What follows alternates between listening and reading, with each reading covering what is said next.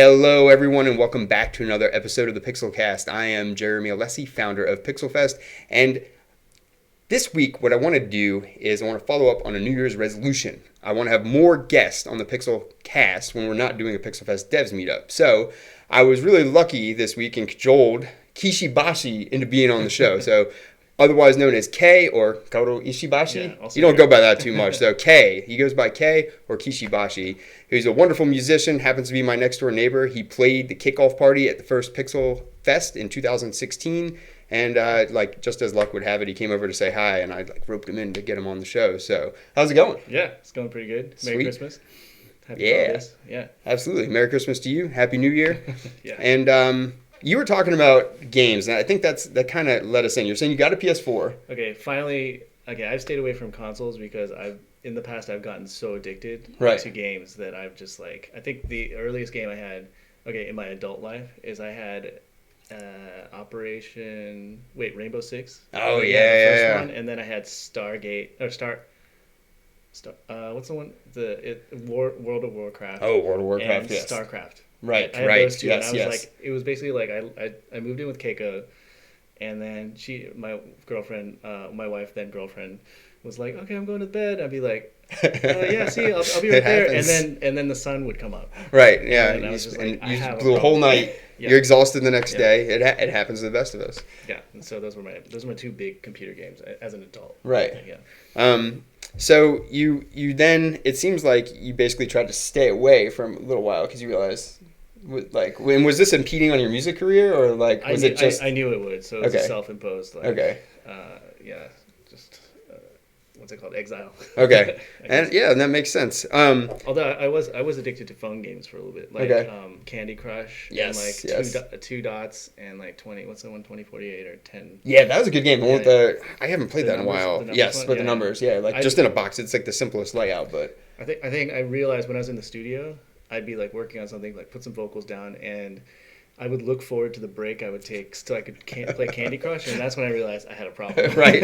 And I deleted Candy Crush off my phone, and I felt so much better. Yes. Yeah. I actually am taking a break from my phone, essentially, almost altogether. My phone is on right now only because I used it to upload some stuff, and it's got a faster connection than my internet, my home internet. Mm-hmm. So I use it to upload, but I try to minimize it as much as possible because it can become such a distraction. When phones first came around, I was so excited because there seemed to be all this dead space that you couldn't do anything with. So it's cool, I'll pull out a game or Facebook or whatever for 5 minutes, 10 minutes while I'm waiting at the doctor's office. And I've got literally nothing better to do. I'm going to read People magazine or I'm going to do something on my phone, Yeah. And then it seemed like it did. It started to bleed into the rest of life, right? Yeah, and then and then you're not hanging out with your kids and you're just staring at your phone. Yeah, it's awful. I have a 13-year-old, and it's hard to keep her off her phone. Yeah, it's really hard. Yeah. Which is scary because that's the new generation. I'm kind of hoping my kids saw me on my phone so much that they're gonna be like, I don't want anything to do with that. I don't know. I'm sure they're gonna be on it, even in ways that'll make you uncomfortable. Yeah. No, that whole thing's not good. Now games.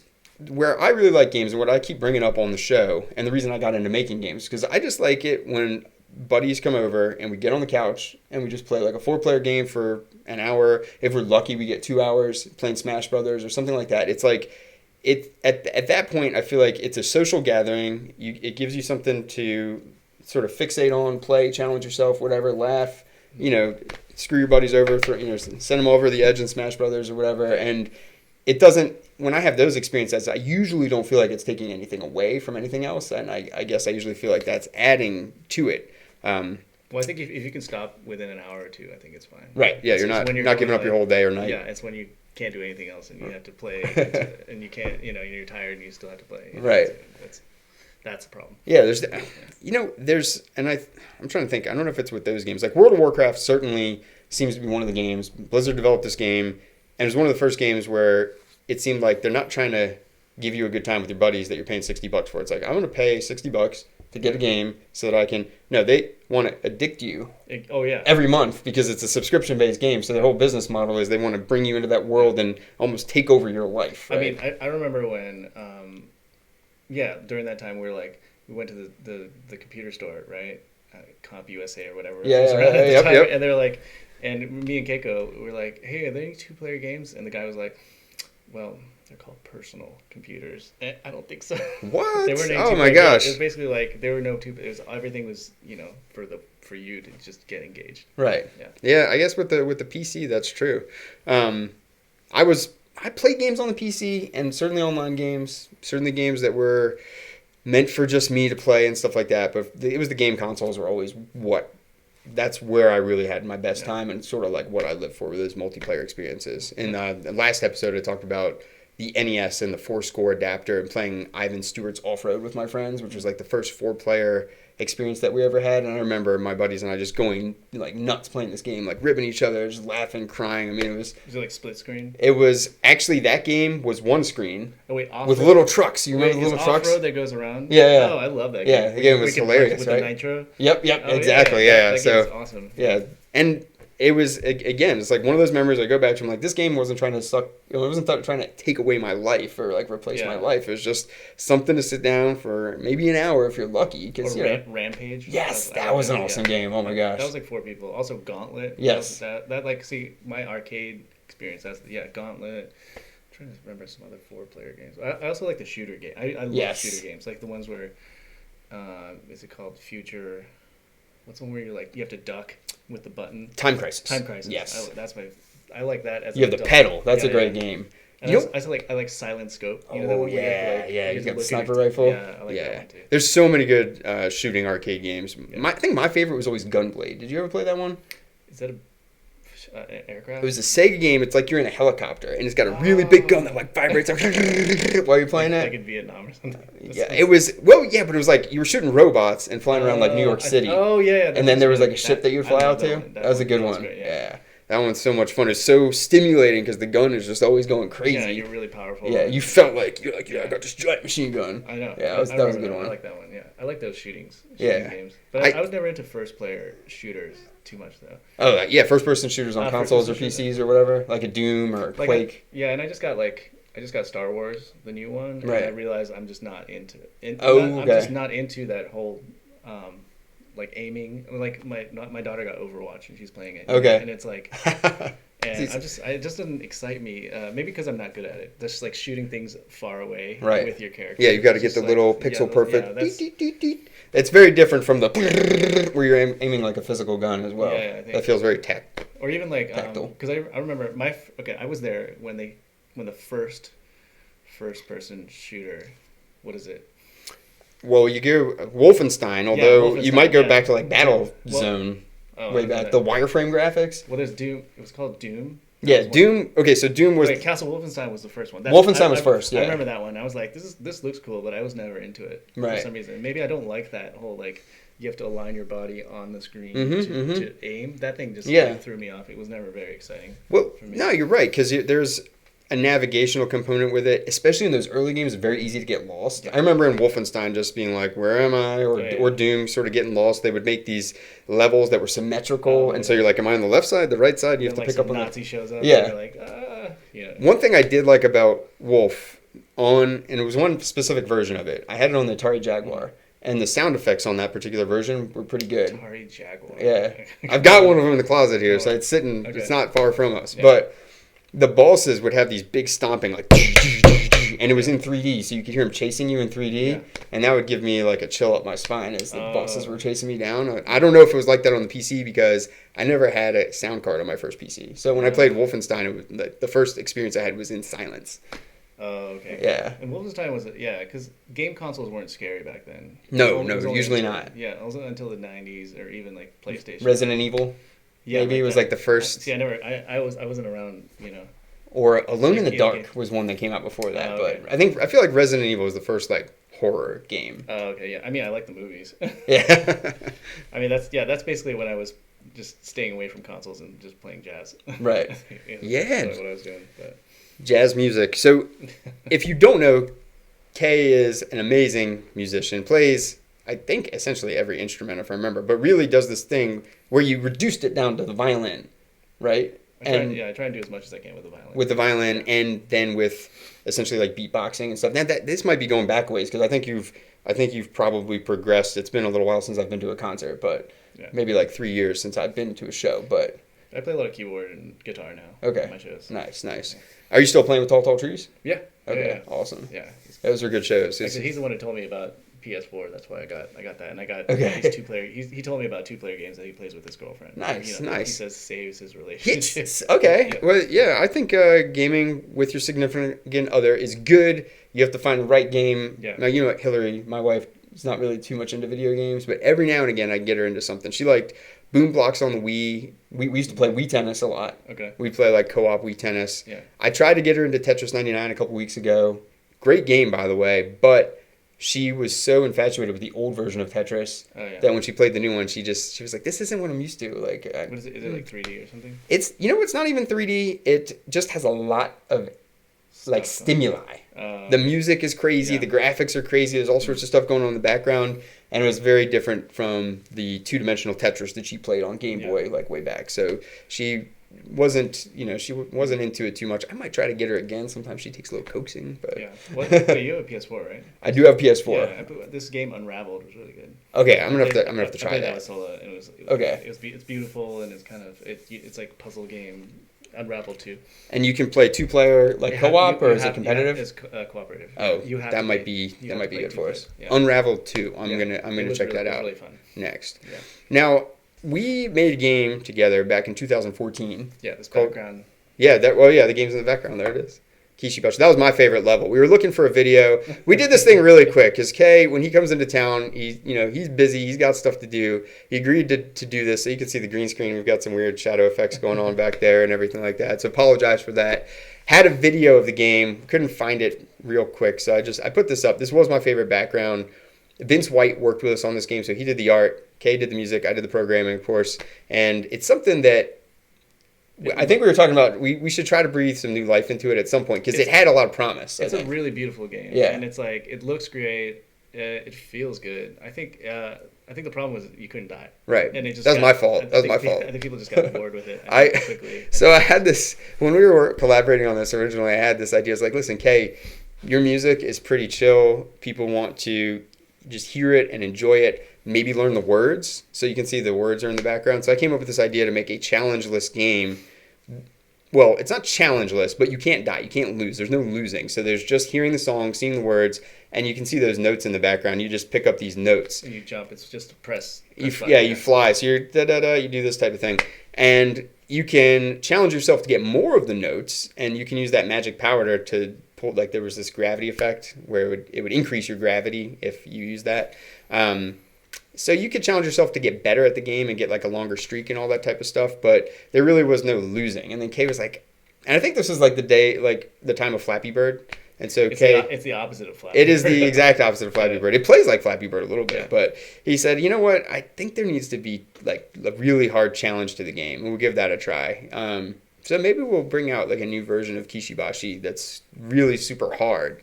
So instead of just letting you sort of chill with the music, there's actually something stopping you and challenging you to keep going. Yeah, and I'll put a prize, just a real prize. That'd be good at the end of it. If you can, just make it ridiculously hard. Yeah. So that's what we'll try next. Although now that music video that you did, that looked like a video game. And this was kind of after I sort of picked up on this. I was like, what was the name of that? And tell me a little bit about that. It's called Say Yeah. Okay. And then actually, the concept was, remember this game? This is the director I work with a lot. He's the guy who did my Philosophize in it. Okay. Video, and he's great. He lives in Pittsburgh. What's the game where you're always running towards the horizon and you're shooting and there's like.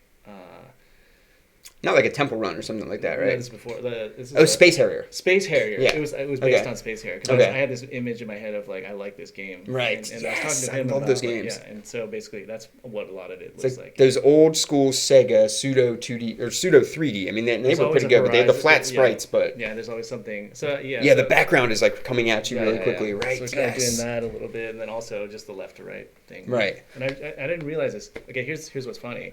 When you so we concepted the video, and then he got back to me and he showed it to me.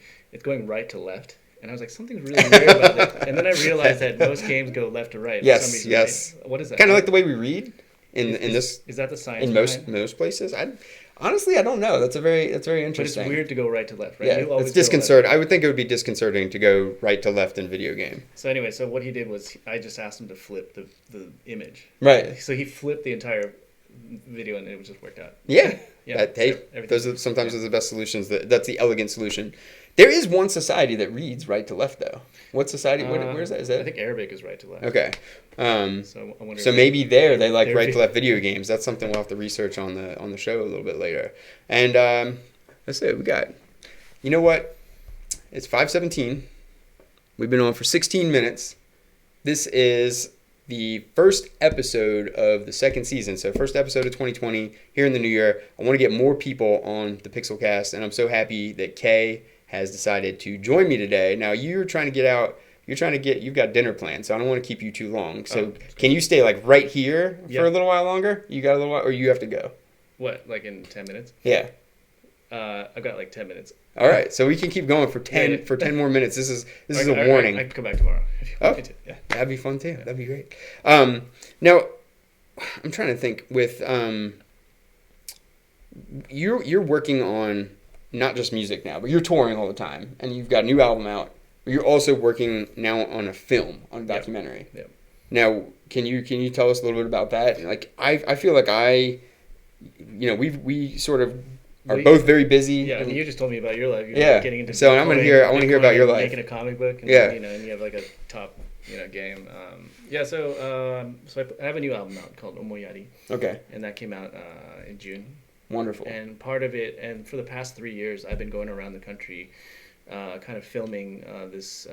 It started with a Japanese internment. Okay. About like learning about it and what it was like to be, like intern. Basically, they took all the. For people who don't know, they took all the West Coast Japanese civilians and put them in concentration camps. Right. Because they were feared as the enemy. And it's basically there's a lot of parallels to now where people use this fear of other people, of immigrants or like Islamophobia and stuff like that. Right. And it's basically a way to kind of understand that this history could be repeating itself. Oh yes, yes.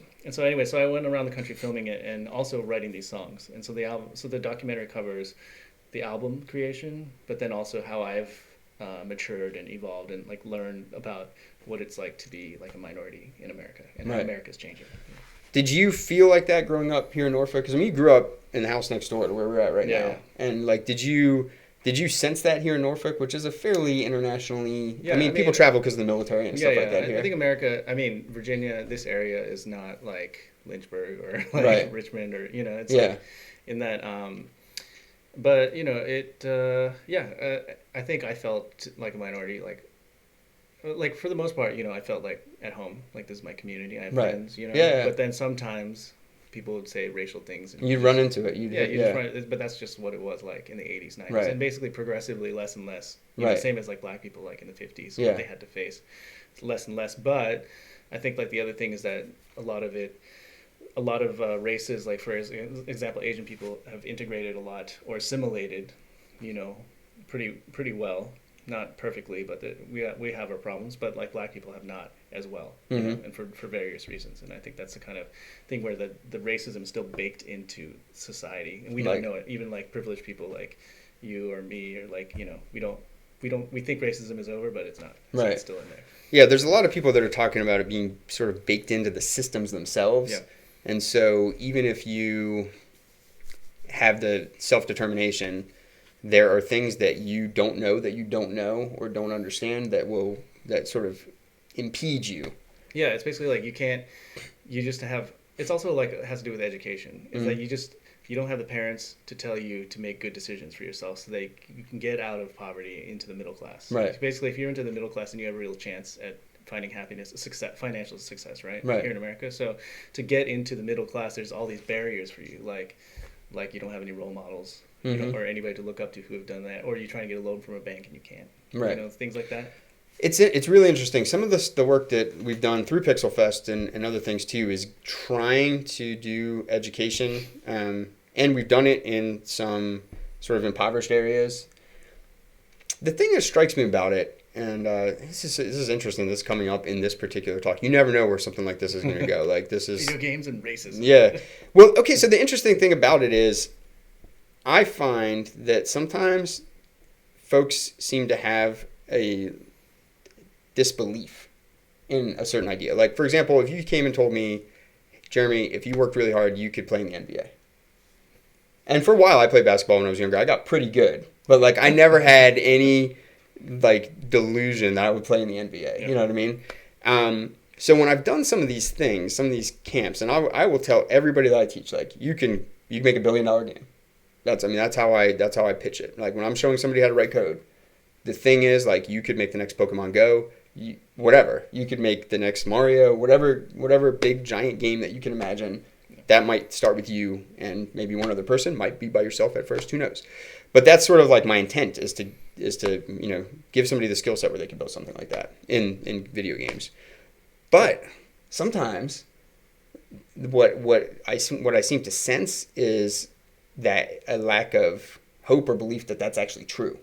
Yeah, I mean, it's a confidence issue. Like, Yeah. if you basically you go up to, and I'm sure you do this, is like, you want to encourage minorities and diversity within gaming culture. Yep. Probably, right? Or even like gender. Different ideas. Or, I mean, or like, if you go up to a girl and you'd be like, you could be a game developer, Yeah. and you kind of encourage that idea, then, eventually there'll be enough women in the gaming industry. Yes. And I'm sure it's still pretty heavily male. Oh, it's right? so much. It's ridiculous. Same with the music industry too. So like, if you think like there's a guitar shredder, or somebody who's really good at their instrument, and you think, oh, it's got to be a guy. But if you tell girls enough, and especially in technical fields, you're like, hey, you can do as much as a guy can. Oh yeah. They put that in their head, and they can actually, it doesn't impede them as a mental barrier. Oh yeah. That's the tough thing is I don't think anybody should impede themselves. Hopefully. Yeah, it's just the way society's been set up. But it takes a lot of courage and leadership, to change that. Yeah. Yeah, probably the biggest thing is looking people in the eye and just being like, you could do it. You could do it. And you probably have to tell them, just like when you're raising your kids, you have to tell them to brush their teeth 100,000 times before they finally do it, right?